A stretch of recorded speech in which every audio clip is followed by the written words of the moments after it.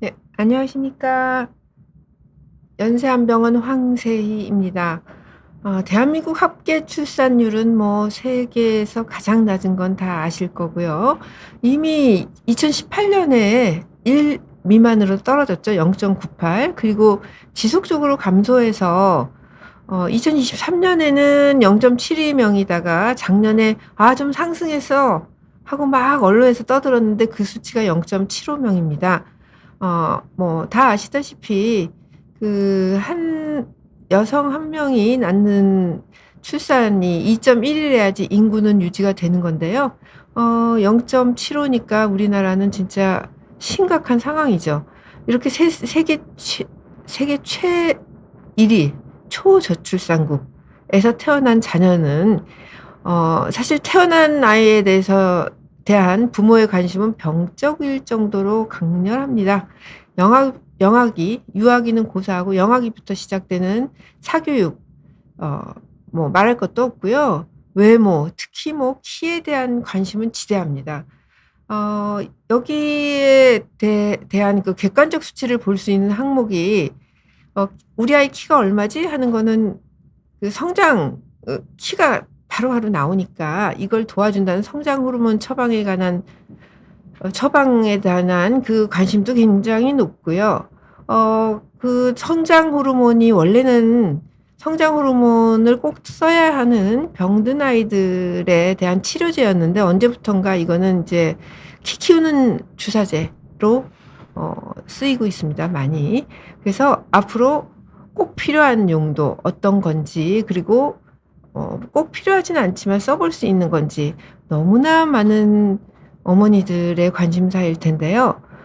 또 쓰기는 쓰는데 혹시 오남용 됐을 때 부작용 없는지 그것도 궁금하실 텐데, 그래서 오늘은 이 분야의 최고명이라고 할 수 있는 특별한 분을 모시고 말씀 나누도록 하겠습니다. 서울대병원 소아청소년과 신충호 교수님 모셨습니다. 네, 안녕하세요. 안녕하세요. 신충호 교수님은 1988년에 서울의대 졸업하시고 동대학에서 석사, 박사 취득하셨습니다. 이후 서울대병원에서 소아청소년과 전공의 과정 수료하신 다음에 서울대병원 소아내분비과 전공 전임의를 거치셔서 2000년부터 지금까지 25년간 서울의대 교수로 재직하고 계십니다. 뭐 특별히 더 자랑하실 건 없으세요? 교수님 자랑할까요? 많잖아요. 네. 명의는 아니고요. 조심성이 많은 의사 그렇게 봐주시면 될 것 같습니다. 예. 신 교수님과 성장 호르몬 관련 구체적인 내용 하나씩 알아보기 전에 우선 국내 성장 호르몬 치료 현황을 잠깐 말씀드리면, 건강보험 심사평가원 자료를 보면 그 성장 호르몬 결핍이나 저신장처럼 의학적으로 꼭 치료가 필요하다 해서 성장 호르몬을 투여받는 인원이 어 2020년에 비해서 작년에 뭐 34,000명으로 2.8배 늘어났어요. 근데 물론 이 수치는 국내에서 처방되는 전체 성장 호르몬 투여량의 3%에 불과합니다. 다시 말하면 97%는 성장 호르몬 치료가 꼭 필요하진 않지만 좀 키가 작다 싶은 어머니들이 내 아이 키가 좀 작다 싶을 때 비급여로 키를 키우는 목적으로 쓴다고 말씀드릴 수가 있는데요. 흔히 뭐 1년에 2천만 원씩 5년을 들이면 키를 5cm 산다, 이런 얘기도 어머니들 사이에서는 통하고 있는데요. 신 교수님, 자세한 말씀 주시기 전에 진료 현장에서 실제로 어머니들 어떤 반응을 보이세요? 아까 이제 제가 2000년도에 이제 서울대병원에 왔을 당시에는 성장 호르몬 쓰겠다고 찾아오시는 분들이 많지는 않았던 거는 맞아요. 그 당시에는 이제 소아 인구가 더 많았죠. 그러다가 이제 시간이 지나면서 출산율이 떨어지면서 많은 부모님들이 성장에 대해서 관심 가지신 거는 맞는 것 같고요. 그래서 걱정을 많이 하시는 부모님, 그리고 성장 호르몬을 쓰고 싶어 하시는 부모님도 많이 만났고요. 그리고 성장 호르몬을 쓰고 싶지 않은데 우리 아이가 잘 크는지 또 관심 가지시는 부모님도 상당히 많으세요. 그래서 다양한 부모님 만나면서 많은 걸 배웠고요. 그리고 아이들도 부모님 생각 이상으로 또 잘 견딘 애들도 많고요. 그리고 또 잘 생활하는 애들 많아서 사회가 바뀌어도 아이들은 그냥 건강한 생활, 그다음에 잘 크고 있는 환경과 문화는 어느 정도 유지는 되고 있다고 생각은 해요. 다만 부모님들이 이제 조급해지신 거죠. 예, 그래서 거기에 관해서 오늘 그냥 말씀드리고자 합니다.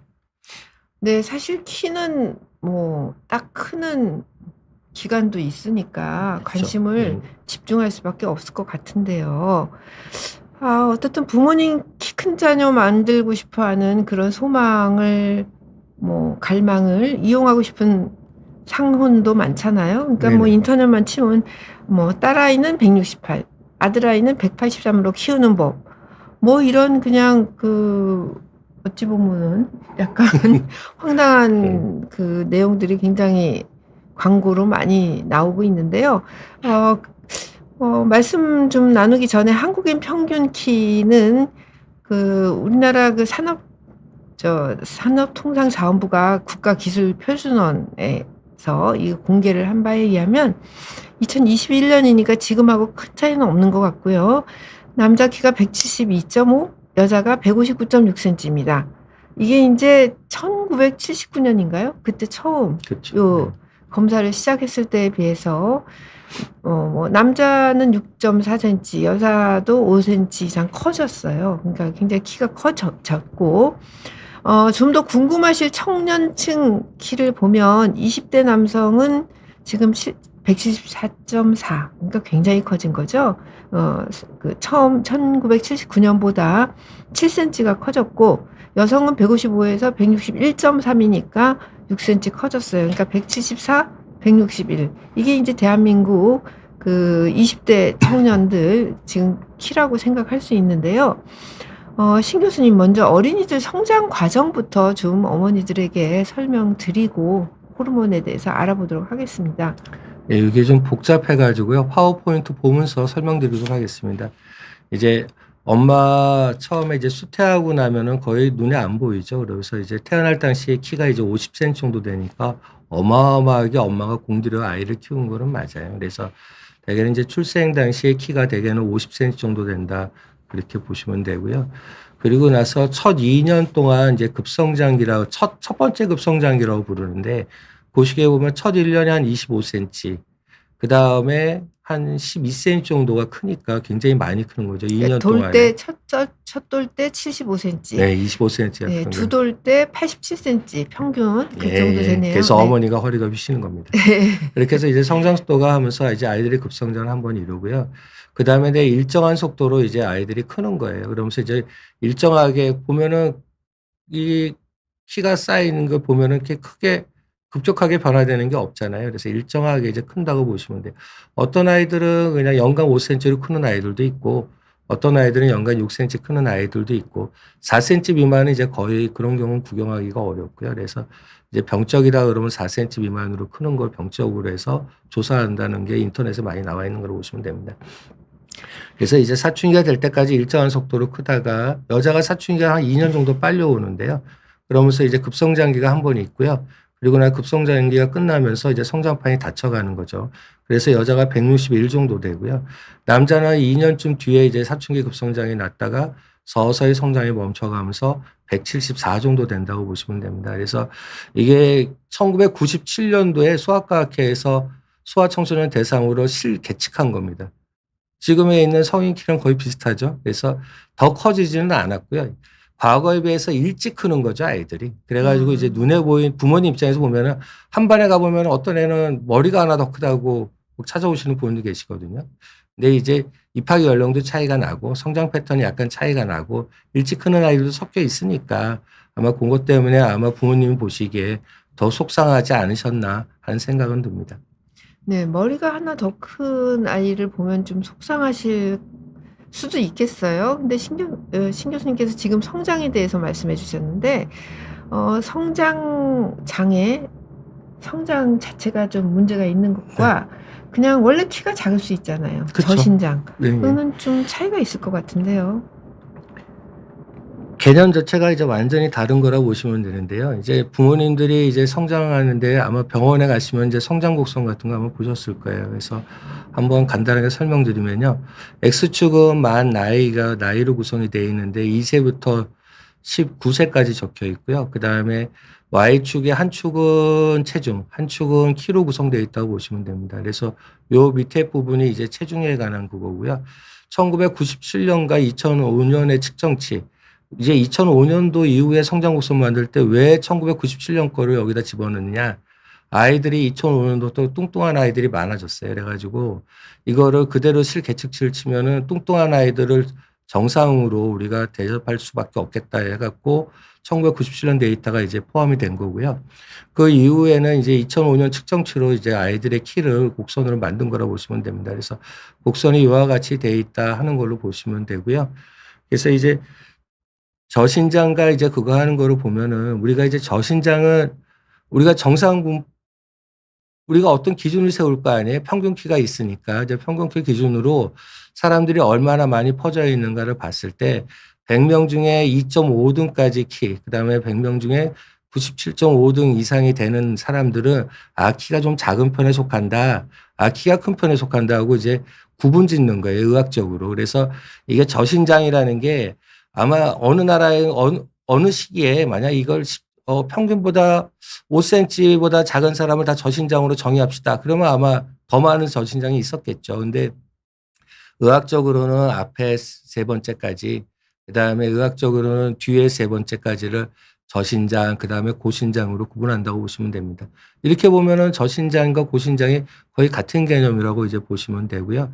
저신장은 키가 100명 중에 1등, 2등, 3등인데 한번 생각해 보시면 될 것 같아요.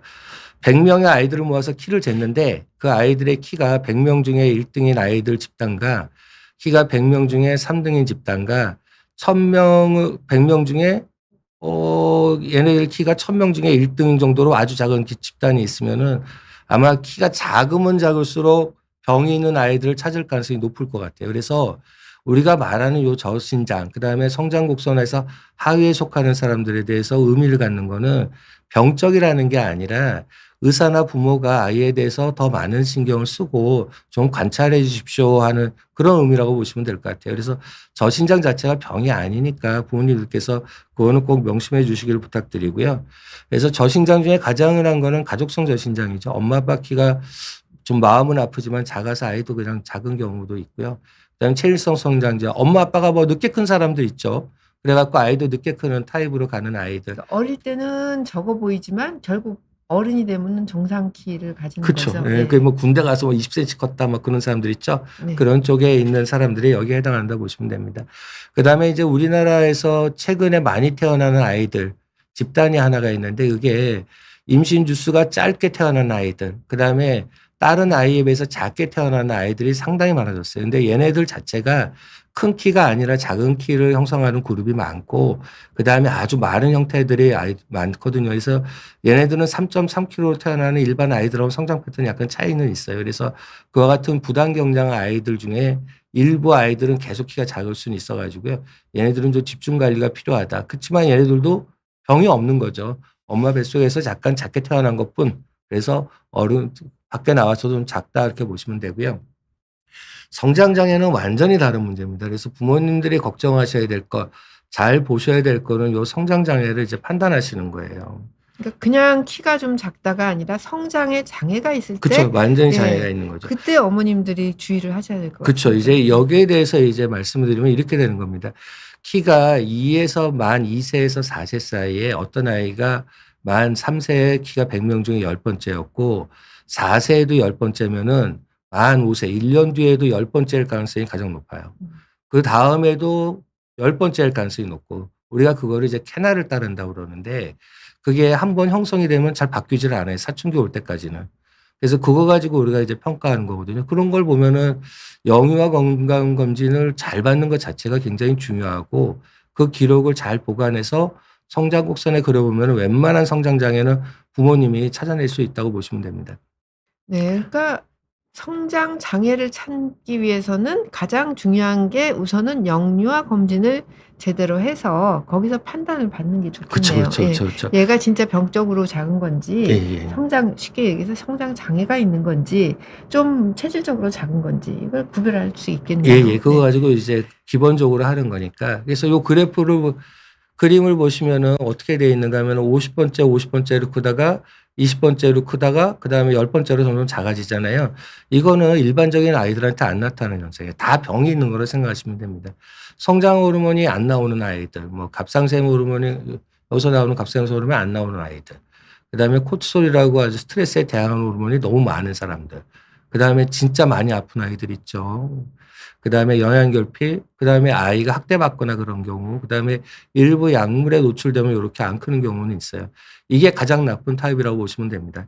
그다음에 이제 부모님들이 간과하기 쉬운 것 중에 하나가 있는데 이거는 뭐냐 하면은 캐치업이라는 건 이런 거예요. 이 아이 같은 경우에는 100명 중에 10번째, 10번째로 크다가 아이가 아파 가지고 약물을 사용한 거예요. 근데 그 약물이 운이 없게도 성장에 나쁜 영향을 미치는 약물이었던 거예요.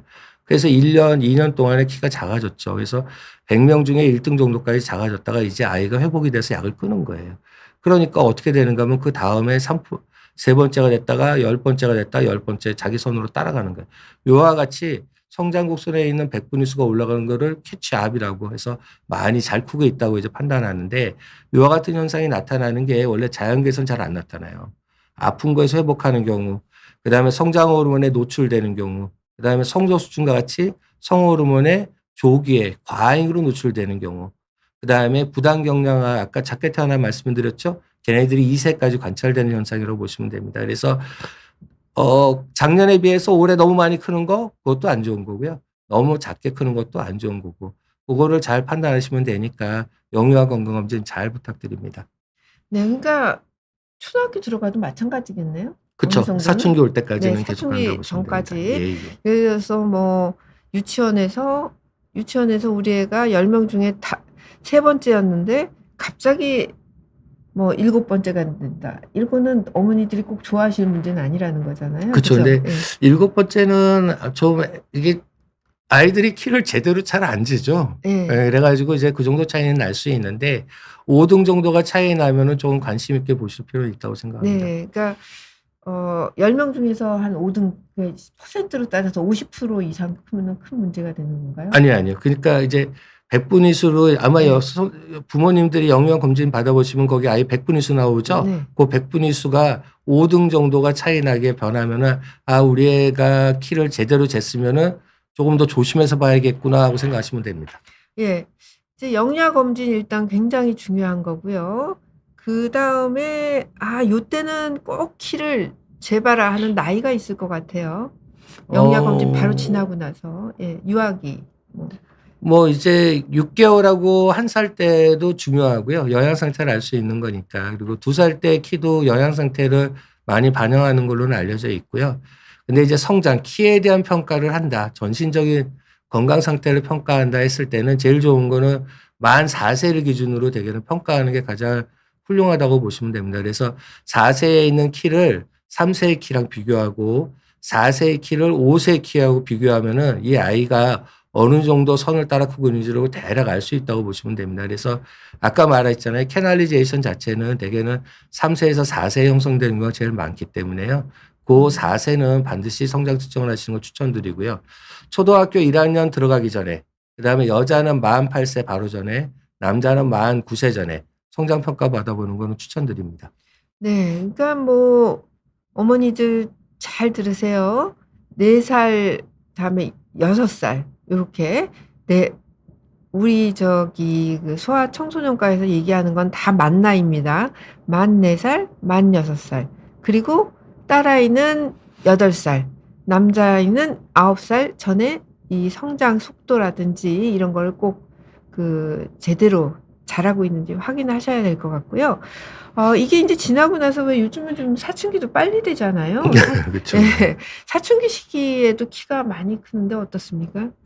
이 사춘기는 전 세계적으로 다 빨라졌는데요. 이게 여자에서 주로 빨라지고 남자는 빨라진 경우가 거의 없다고 보시면 됩니다.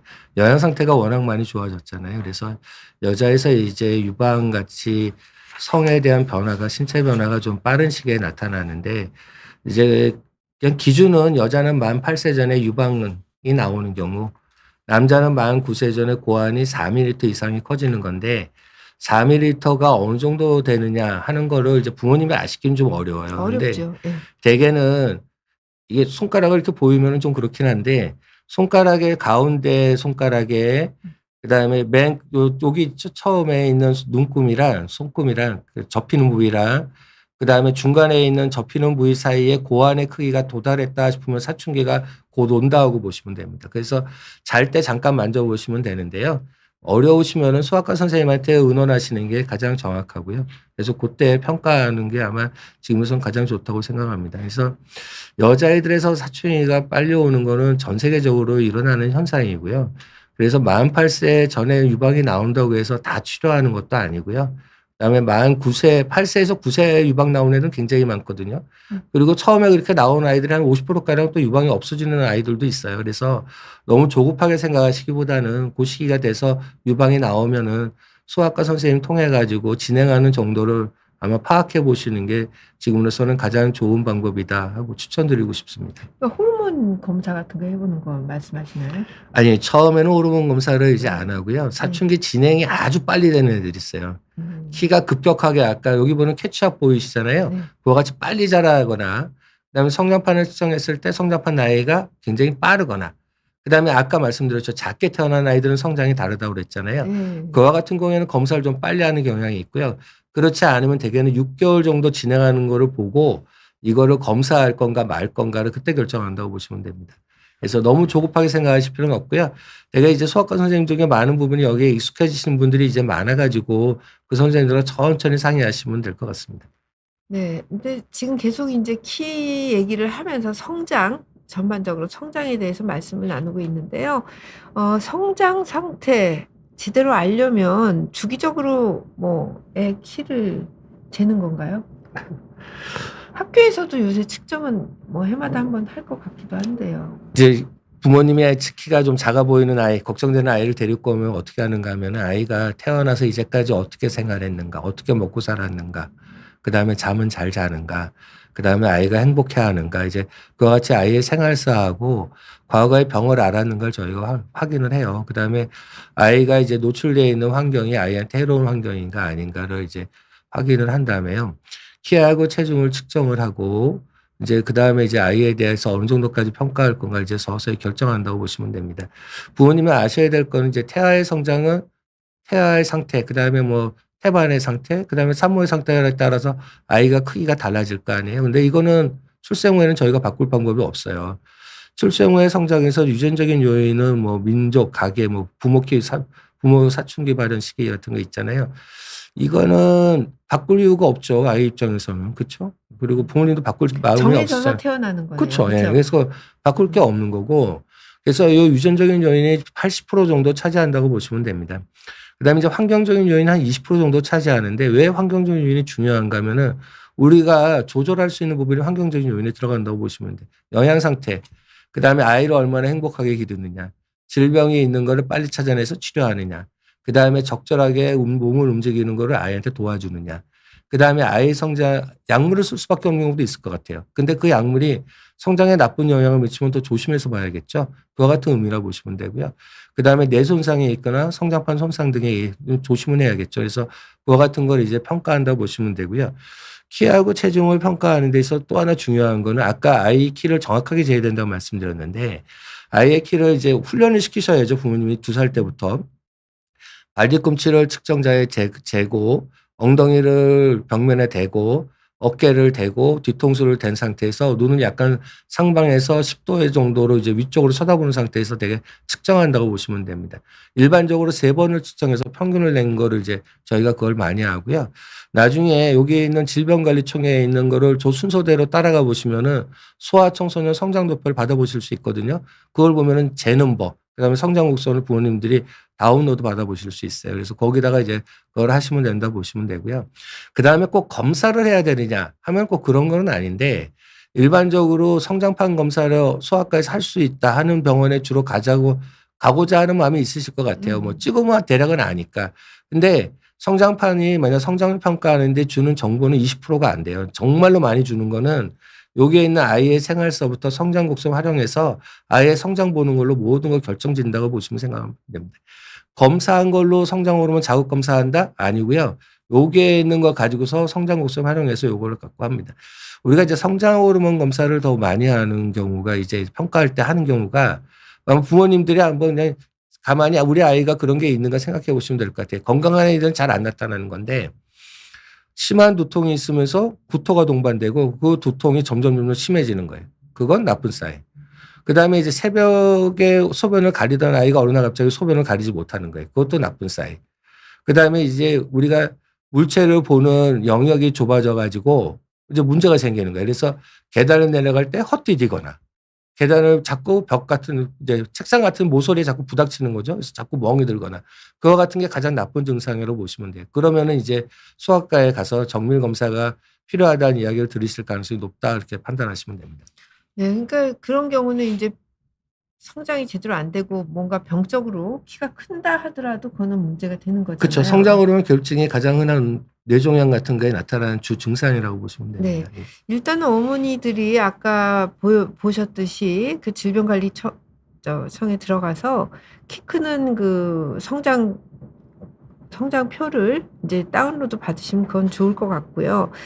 그 어머니들이 가끔 이래요. 키가 작은 어머니들이 막 애를 엄청 많이 먹여요. 그쵸. 왜 그러냐 했더니 그럼 비만해지지 않냐 했더니 이렇게 가로로 크다 보면 또 위로도 올라가지 않냐. 뭐 예. 이런 얘기를 하는데 그건 어떻게 설명해 주시겠어요?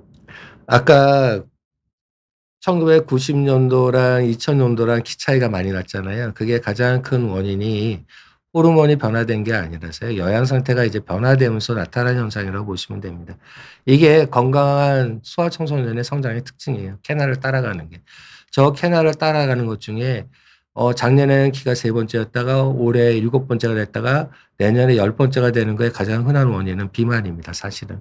그래서 이제 비만은 이제 단순 비만인 경우에는 이렇게 키가 많이 크는데 그와 같은 경우에는 성장판에 노화되는 속도도 약간씩 빨라져 가지고요.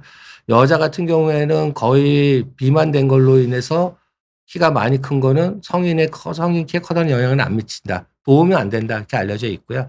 남자애들 같은 경우에도 마찬가지로 보시면 됩니다. 그래서 대개는 비만 때문에 키가 크는 거는 어른 키에는 도움이 안 되고 사춘기를 빨리 유발시킬 가능성은 있고 그다음에 제일 나쁜 거는 아이의 건강이 나빠지는 거죠. 그리고 아이가 자기 자신의 이미지가 나빠지는 것. 그게 가장 나쁜 거라고 보시면 됩니다. 그래서 날씬하게 키우라고는 말은 안 하지만 뚱뚱해지는 거는 조심할 필요는 있다 생각하고요. 그것도 평가하는 거는 성장 곡선 가지고 평가합니다. 그래서 아까 말씀드린 질병관리청에서 한번 다운로드 받아보시길 추천드립니다. 예, 그러니까 뚱뚱한 아이들 많이 먹어서 뚱뚱한 아이들이 좀 일찍 크는 거지 최종 신장은 어차피 클 만큼 큰다 이렇게 네, 그렇게 이해를 보시면 해도 됩니다. 예. 되겠죠? 네. 사춘기가 그러면 뚱뚱하지 않아도 왜 성조숙증 같이 일찍 시작되는 애들 있잖아요. 얘들은 뭐 키가 최종 신장에 영향을 어느 정도 미치나요?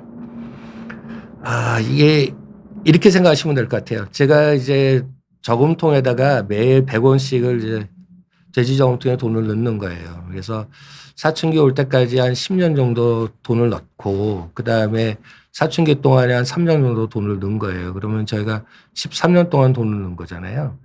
그게 아마 그거랑 그다음에 어떤 사람은 이제 다른 경우는 돼지 저금통에 100원씩을 돈을 넣는데 8년밖에 못 넣은 거예요. 그리고 사춘기 동안에 3년을 넣으면 이제 2년을 제가 저축을 못 했잖아요. 그쵸. 예. 그러면 그랑 같다고 보시면 돼요. 그래서 가난해지는 거죠. 예. 저 같은 경우에는 사춘기가 빨리 시작되면 최종 신장은 줄어들겠네요. 줄어들 수밖에 없어요. 예. 큰 그러면 기간이 짧아졌기 때문에. 사춘기가 성조숙증이 왔다. 그러면 그건 좀 미루도록 해야 되겠네요. 사춘기가 빨리 왔다. 우리가. 산술적으로는 그런데요. 네. 저는 참 인간의 몸이 대단하다고 생각해요. 이게 왜 그런가 하면은 아까 엄마와 임신 중에 아이가 작게 태어난 아이들 중에 많은 아이들 한 85%가 따라잡기를 해서 일반적인 성장 곡선 안으로 들어오거든요. 아이들도 자기 나름대로 자기 고유의 성장 패턴으로 이렇게 잘 커요. 마찬가지로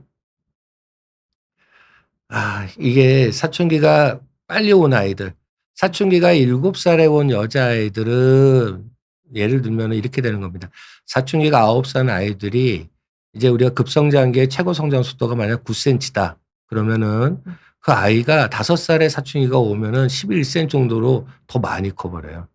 그래서 아까 이제 사춘기 전까지 저금하는 금액이 작았지만 사춘기에 오는 3년 동안에 돈을 200원씩 계속 저축하는 거예요. 그래 어. 가지고 보상을 한다고 보시면 돼요. 근데 그 보상하는 게 2년간의 손해 난 거를 다 커버를 못 하기 때문에 이제 문제가 생긴 거죠. 그래서 어느 정도의 키 손상은 생기지만 부모님 생각하는 만큼 많은 키 손상이 생기는 경우는 드물다고 보시면 됩니다. 그래도 인제 성조숙증이 오면 호르몬제 많이 쓰잖아요. 그 네네. 쓰는 거는 나쁜 게 아니지 않나요?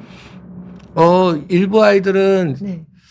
성장판이 굉장히 빨리 조기에 이제 다치는 아이들도 있으니까요. 그래서 우리가 그거를 이제 급격히 진행하는 성조숙증이라고 부릅니다. 그래서 그거 같은 경우에는 키 손상이 꽤 심하게 나타날 수는 있어요. 그래서 150이 안 될 가능성이 있는 아이들이 치료의 주 타겟이라고 보시면 됩니다. 아 예. 그러면 사춘기가 인제 적절하게 오면 좋지만 그렇죠. 쪼끔 빠른 정도 갖고는 꼭 치료를 하는 건 아니고 좀 너무 많이 빨라져서 성장판이 너무 빨리 다칠 거다. 그런 경우에는 인제 치료를 하실 것 같은데요. 이제 그럼 예. 그 외래에서 보면은 이게 부모님들이 생각하는 거랑 좀 다른 게 많이 경험하는데 깜짝깜짝 놀랄 때도 있는데요. 네, 사춘기가 빨리 왔는데 천천히 진행했는데 그래서 키 손상이 많이 안 생길 것 같아서 의사 입장에서는 아이 생각하면은 그냥 관찰하고 싶은 아이들이 있어요. 근데 이제 부모님이 키에 대한 손상에 대해서 생길지도 모른다는 가능성 때문에 너무 걱정을 많이 하셔 갖고 치료를 원하시는 부모님도 계시고요. 어떤 아이들 같은 경우에는 뭐 여자애가 키가 153 정도 되는데 호르몬 치료 안 하고 그 정도 키가 되면은 "나 안 하겠다."고 하시는 부모님도 굉장히 많으세요. 그래서 모든 엄마들이 다 치료를 선택하는 건 아니고요. 많은 엄마들이 또 치료를 선택 안 하고 아이를 잘 키우는 부모님도 계시다. 이렇게 보시면 돼요. 어느 게 좋고 나쁜지는 모르겠어요. 근데 과도한 걱정이나 과도한 기대를 가지고 약을 쓰는 거는 아이한테 좀 괴로운 일이거든요. 그래서 그거 같은 거는 피하는 게 맞지 않나 생각돼서 다시 한번 말씀드립니다. 네. 뭐 비급 153 정도면 쪼끔 작은 키지만 괜찮잖아요. 옛날에 뭐 이렇게 자세만 똑바르게 멋있게 해도 3 센티 정도 이렇게 크게 보일 수 있다는 얘기도 들었는데요. 그러면 지금부터는 부모님들, 시청자분들 가장 궁금해하실 성장 호르몬 치료에 대해서 집중적으로 알아보겠습니다. 우선 "이런 아이들은 꼭 성장 호르몬 치료해라." 이런 경우가 있겠죠? 네. 성장 호르몬을 맞아 가지고 성장 호르몬이 이제 부족한 아이들은 성장 호르몬 반드시 맞아야겠죠. 부족 때문에 생기는 건강이 나빠지는 게 있으니까 키가 작아지는 것뿐만 아니라 그래서 그거를 맞아야 되고요. 그다음에 이제 터너 증후군 같은 경우로 유전적인 질환이 하나가 있는데 그게 어른 키 여자들한테 생기는 병인데 한 142 정도 되거든요. 142면은 최종 신장이 예, 괜찮 최전 성인 예 키가. 예 예. 그래서 142 정도가 되면은 일상생활하는데 불편한 게 너무 많을 것 같아요. 그리고 옷 남의 사입고 이런 것도 쪼끔 그쵸. 예, 불편하겠죠. 예. 운전하는 것도 불편하고 이동도 불편하고 그래서 이제 성장 호르몬을 쓰면은 대개 한 150에서 155 사이까지 겨우 도달하게 할 수 있고요. 그다음에는 뭐 이제 몇 가지 증후군들도 이제 성장 호르몬을 허가되어 있고요. 그다음에 만성 신질환, 만성 콩팥병이죠. 그거 같은 경우에도 이제 키가 많이 작은 아이들이 있거든요. 그래서 이제 이식하기 전까지는 저희가 사용합니다. 그러면 아까 말한 부단경량화도 이게 키가 계속 1 등, 2 등으로 크면서 어른 키가 1 등, 2 등이 될까 말까 하는 아이들이 사실은 존재는 해요. 그래서 그와 같은 아이들을 선택적으로 골라 갖고 성장 호르몬을 사용하고는 있고요. 그다음에 이제 특발성 저신장이라고 그래서 이게 좀 애매한 건데 키가 100명 중에 1 등, 2 등이에요. 근데 이제까지 알고 있는 의학적인 지식으로 얘한테 병을 찾아내지 못한 거예요. 병이 없을 가능성이 아주 높은 아이들. 아까 이제 부모님 키가 좀 작아서 속상하게 그냥 아이가 키가 작은 경우, 엄마 아빠 키가 사춘기가 늦게 오는 경우 있다고 그랬죠. 그래서 키가 작은 경우. 그와 같은 아이들이 대부분이 특발성 저신장인데 얘네들도 이제 성장 호르몬을 일부 사용하긴 하거든요. 그래서 이제 그와 같은 경우가 이제 주로 성장 호르몬이 허가받고 사용되는 정도다 하고 보시면 됩니다. 네. 지금 이제 성장 호르몬 치료 방법 그리고 효과를 알아보기 전에 질문 받도록 하겠습니다. 민복만께서 문의 주셨는데요. 지금 성장 억제 주사를 맞고 있대요, 교수님. 근데 호르몬 주사도 같이 맞자고 하셨는데 심장 질환이 아이한테 있나 봐요. 그래서 더 맞아야 할지 고민 중이라는데 부작용 없을까요? 이렇게 물어보셨네요. 이게 성장판이라는 게 이게 특별한 연골세포가 이제 우리가 스템셀 뭐 그러잖아요. 그래서 그 성장판에 있는 연골세포들은 아주 독특한 성질을 갖고 있는데 이게 성장 호르몬 같은 몇 가지 호르몬에 노출이 되면은 세포가 막 분열을 하는 거예요. 하나가 두 개가 되고 두 개가 네 개가 되고 네 개가 여덟 개. 그러면서 이제 길이가 점점 길어지는 거거든요. 그런데 걔네들이 수명이 있어요. 분열되는 수명이. 그래가지고 어느 정도가 되면 더 분열을 안 하고 이제 닫혀버리는. 그래서 더 이상 분열을 안 하게 되면 성장판이 닫힌다 하는 그런 걸로 보시면 됩니다. 그래서 이제 그런 것 때문에 이제 성장 호르몬을 사용을 하는데 아까 말한 이제 사춘기 지원제를 쓰는데 성장판이 성조증이 왔으니까 만약 48세에 성조증이 왔는데 성장판이 10살인 거예요. 그래서 1년 쓰면 성장판이 아마 10살 반 정도 될 거예요. 11살이나. 그러는데 8살에 있는 성장판의 능력과 11살에 있는 성장판의 능력이 다를 거 아니에요. 쌩쌩한 성장판이 아니기 때문에 그만한 성장 속도가 안 나오니까 이제 성장 호르몬을 어쩔 수 없어 이제 쓰자 이렇게 말씀하시는 것 같아요.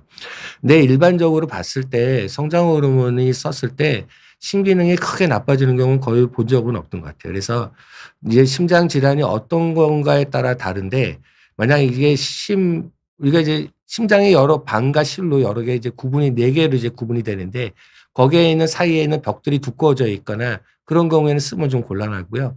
나머지 같은 경우에 뭐 옛날에 심장에 자그마한 구멍이 있었는데 막혔습니다. 그리고 폐 쪽으로 가는 피도 정확하게 잘 흘러가고 있어요. 그런 경우에는 문제는 없을 것 같아요. 그래서 그거는 다니시던 심장 보시는 선생님과 상의하셔가지고 한번 여쭤는 보셔야 돼요. 100% 안전하다고 할 수는 없어가지고요. 그거는 확인받아 보시길 추천드립니다. 네. 답이 됐을 것 같습니다. 그러면 지금부터 성장 호르몬 치료 방법, 그리고 어떤 효과를 기대할 수 있는지 알아보겠습니다. 어떤가요? 성장 호르몬은 매일 저녁에 자기 전에 가능하면 주사를 맞는데 6번에서 7번을 맞고요. 그리고 성장 호르몬 주사를 이제 그렇게 맞으면은 첫 1년 동안에 가장 많이 큰다고 보시면 됩니다. 1년에 그럼 365번을 맞는 건가요? 매일 맞으면? 뭐 어떻게 그렇게 하겠어요. 예. 그래서 이제 6번이나 7번은 그냥 맞고요. 그래서 네. 그건 한다 보시면 되고요. 그래서 대개는 많이 크는데 첫 해에는 대개는 성장 호르몬 결증이 있거나 특발성 저신장, 특별 작은 아이들 그 같은 경우에 1년에 한 9cm 정도 큰다고 하니까 1년에 9cm요? 예, 아이, 예. 그럼 만족스러우시네요. 일반적으로 예. 6cm 정도 크는 애가 9cm 정도 크는 거니까 한 예. 3cm 내가 더 큰다고 보시면 됩니다. 그다음에는 아마 그다음 애가 아마 8cm 내외가 크고요. 그다음에 이제 6.5cm 정도가 되는 거니까 3년째 정도 되면은 과거에 컸던 것보다 약간 크는 정도만 된다고 보시면 돼요. 그래서 첫 2년 동안에 이제 봤던 효과를 가지고 끌고 가는 거예요. 그래서 성장이 거의 멈출 때까지 성장 호르몬을 이제 투여를 해야 되고요. 그러면서 이제 아이를 키우는 거라고 보시면 됩니다. 특발성 저신장, 병이 없는 아이들한테서 성장 호르몬은 그러니까 병이 없이 키가 1등, 2등 아이 썼을 때 대개 5년을 쓰면은 5에서 6cm 정도 저희가 키운다고 생각하거든요. 그러니까 1년에 1.2cm 정도 키우는 거라고 보시면 됩니다. 그래서 생각외로 많이 키우지는 못하고요. 그래서 이게 아이들한테서 목표가 제 생각에는 그래요. 성장 호르몬의 부작용은 성장 호르몬을 오랜 기간 쓰고 그다음에 용량이 많을수록 이게 발견될 가능성이 높아지겠죠. 어쩔 수가 없겠죠. 뭐 그래서 부모님이 욕심을 많이 내고 고용량을 쓰면은 좀 위험한 그 약은 맞거든요. 그래서 일단은 장기간 사용해야 된다는 거. 그래서 그것만 잘 기억하시면 될 것 같습니다. 그러니까 5년 이상은 써야 되겠네요. 되게 5년 정도는. 사춘기가 되게 3년 정도니까 네. 사춘기 전에 기간이 중요하거든요. 그러니까 네. 이제 더 오랜 기간을 쓰셔야 되는데 네. 오랜 기간을 이제 부모님들 입장에서 아마 우리 아들 딸의 친구는 주사 맞던데 나는 우리 아이를 안 맞추려고 생각하고 있는데 이게 잘하는 걸까? 생각하실 것 같아요. 그래서 그것 때문에 더 큰 차이가 나면 어떡할까? 생각하실 것 같아요. 근데 성장 호르몬은 끝까지 맞는 사람들은 많지는 않아요. 일반적으로 보면은 2-3년 맞고 끊는 경우가 더 많은 걸로 되어 있고요. 그래서 2-3년 동안에 벌었던 효과가 끝까지 가는 경우보다는 대개 중간에 희석이 된다고 생각하시면 돼요. 그래서 너무 많이 이렇게 부러워할 필요도 없고요. 그다음에 아이한테 미안할 필요도 없다고 생각합니다. 이거는 아이의 가치관과 부모님의 가치관에 따라 움직이는 거지 건강에는 도움이 되는 약은 아니니까 그렇게 생각하시면 될 것 같아요. 예, 그러니까 뭐 경제적으로 여유가 있고 좀 한번 맞추고 싶다 그러면 맞출 수는 있는 거네요. 그러니까 특별히 병적이지 않아도. 우리 모르겠어요. 애가 155cm인데 딸인데 160으로 키우고 싶다. 이런 엄마들도 있거든요. 아니, 뭐 누가 뭐라 그러나요? 그런 경우에 뭐 한번 맞아볼 수는 있는 것 같은데 이게 이제 제일 걱정되는 게 우리가 호르몬 뭐 스테로이드에서도 좀 사람들이 걱정이 많은데 스테로이드처럼 이것도 호르몬제제잖아요. 그러니까 정말 오래 썼는데 5년씩 이렇게 몇 년씩 쓰는데 괜찮을까? 이런 걱정을 좀 하시는데 부작용이 어떤 게 있을까요? 부작용을 파워포인트 보면서 자세하게 설명해 드릴게요. 성장호르몬 주사를 맞으면은 근육과 관절통에 통증을 느낄 수는 있어요. 그다음에 이제 얼굴이 사람들이 좌우가 다 똑같지는 않죠. 그래서 그게 조금 더 편하게 될 수는 있고요. 그러니까 그다음에 비대칭인 경우에 예, 그게 조금 더 비대칭으로 심해질 수는 있어요. 심하게 예. 짝짝이로 볼 수도 네네. 있네요. 그다음에 어느 골격계가 부분과 발달할 가능성은 있는데 경험상 가슴이 이렇게 앞에 튀어나오는 거 있잖아요. 본 적은 있는데 드물진 않은 거, 그러니까 드물더라고요. 그래서 저건 잘은 모르겠어요. 근데 얘는 들어져 있던데. 그다음에 대퇴골도 골다물리증이라고 해서 우리 몸에서 제일 긴 뼈, 제일 단단한 뼈가 대퇴골입니다. 그래서 이제 허벅지뼈 말씀하시는 그쵸, 거죠? 그쵸. 예. 허벅지뼈에 있는 성장판이 손상되는 경우가 생기는데 이게 질병이 있는 경우에 잘 생기고 뚱뚱한 경우에 잘 생기고 그다음에 자꾸 넘어지는 등 충격이 가해지면 잘 생기는 경우도 있어요. 그다음에 이제 척추측만증이 생길 수는 있는 걸로 돼 있는데 이게 척추측만증이 허리가 휘는 거잖아요. 원래 허리가 일자로 된 사람은 없습니다. 근데 되게 사춘기 때 조금씩 휘는데 그게 더 빨리 휘거나 아니면 더 사춘기 때 많이 휠 가능성은 있어요. 100% 안전한 약은 아니라고 보시면 되고요. 그다음에 주사 맞은 부위가 움푹 들어갈 수도 있고 얼굴에 점이 있거나 몸에 점이 있는 것들이 개수가 많아지거나 커질 수도 있고요. 그다음에 남자인데 여자처럼 가슴이 나오는 경우도 있고 갑상샘 저하증도 생기고 그다음에 부신 저하증은 아주 특별한 경우에 생길 수는 있고요. 그다음에 이게 이제 수분을 끌어당기는 호르몬이거든요. 그래서 자고 나면 얼굴이 붓는 아이들도 있고 그렇습니다. 그거 같은 경우는 약을 끊으면 좋아져요. 근데 문제는 그 다음 거예요. 뇌가 붓는 애들도 종종 발견되는데 드물게 발견되는데 그거 같은 경우에는 아까 제가 말씀드렸죠. 심한 머리가 아프면서 토하는 게 동반되면은 나쁜 증상이라고. 그와 같은 형태로 나타난다고 보시면 됩니다. 그래서 이제 특별한 경우 터너 증후나 만성 질환도 잘 생기고요. 그다음에 이제 부모님이 걱정하는 건 요 종양일 것 같아요. 근데 과거에 일본 연구에서 백혈병이 많이 생깁니다. 해갖고 의학계가 한번 뒤집어졌죠. 뒤집어졌죠. 예. 근데 아닌 걸로 되어 있고요. 그리고 이제 종양 치료가 다 끝나고 나서 저희가 1년 뒤에 성장 호르몬 부족하면 성장 호르몬 투여하는데 그렇다고 투여해도 원래 있던 종양이 재발이 더 높아지거나 그런 건 본 적은 없는 것 같아요. 그래서 그거 하고 그다음에 종양 치료를 받으면은 방사선 치료, 항암 치료 받으면은 2차적으로 딴 데 종양이 생길 가능성이 높아지는데 그것도 높인다는 것보다는 높이지 않는 것 같다. 그냥 비슷한 것 같다 하는 게 지금은 지론이라고 보시면 됩니다.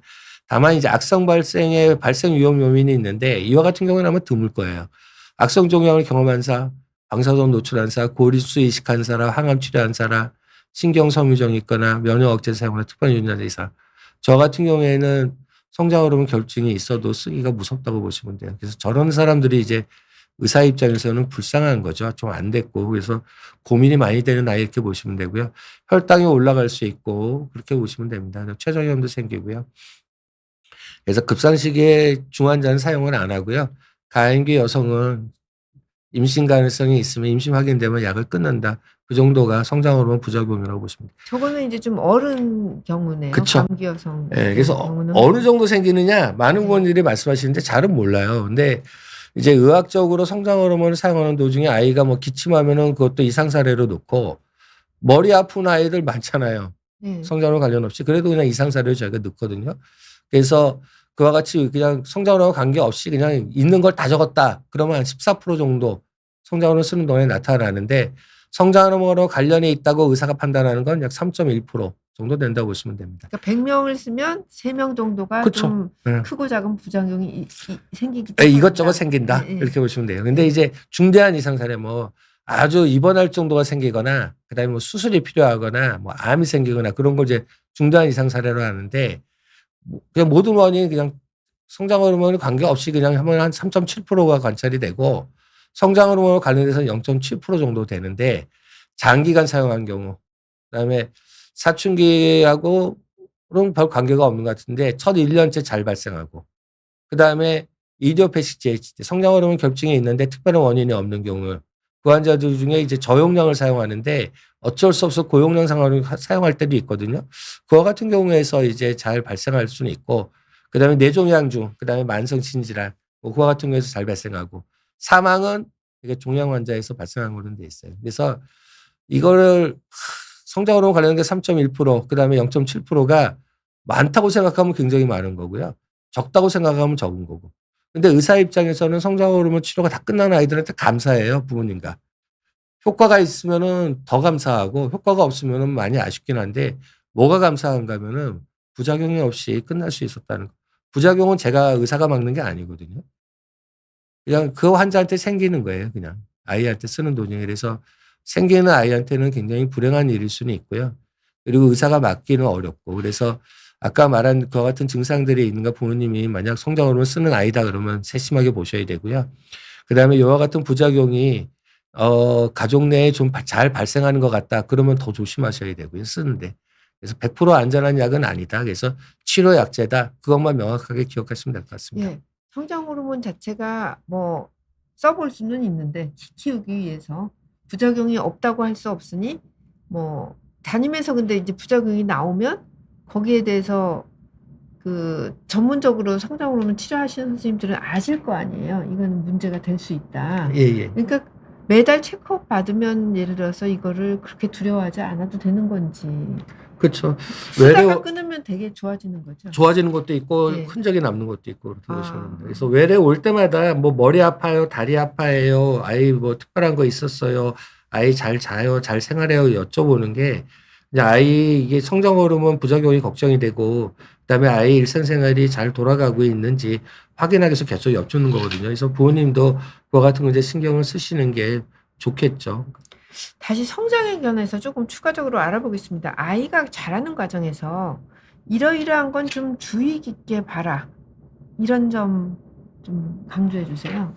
뭐 애가 뭐 아까 말씀하신 데 캐널 예. 캐널에서 갑자기 커진다든지 작아진다든지 뭐 이런 거 있을 것 같기는 한데요.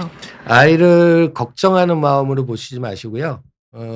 건강하게 키우고 싶다는 마음으로 보시면 좀 편하세요. 그래서 6개월에서 1년 간격으로 키를 측정한 거를 성장 도표에다 그려 보시는 거예요. 그래서 캐나를 잘 따르고 있으면은 '아 우리 아이 고생했네. 수고했네. 나도 수고했네.' 하고 생각하시면 될 것 같아요. 네. 그러면 그 질병이 없다 그러면은 뭐 그 커넬을 따라가는 게 정상이고 그 커넬을 못 따라가면은 아이를 인제 일단 뭐 소아과 선생님한테 보이는 게 맞는 것 같은데 네네.